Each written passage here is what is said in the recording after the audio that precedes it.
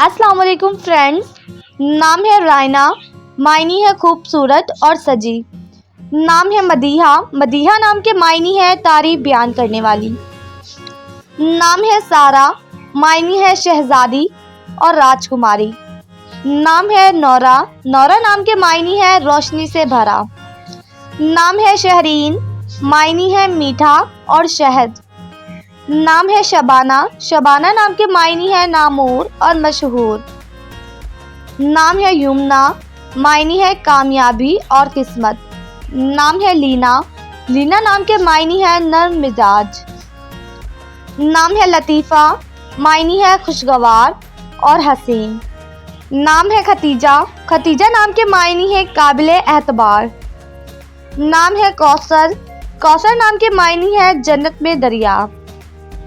नाम है माहा, मायनी है साफ पानी का चश्मा। नाम है महाल, मायनी है ताकतवर और बहादुर। नाम है रीहा, मायनी है ठंडी हवा। नाम है कायनात, कायनात नाम के मायनी है पूरी दुनिया।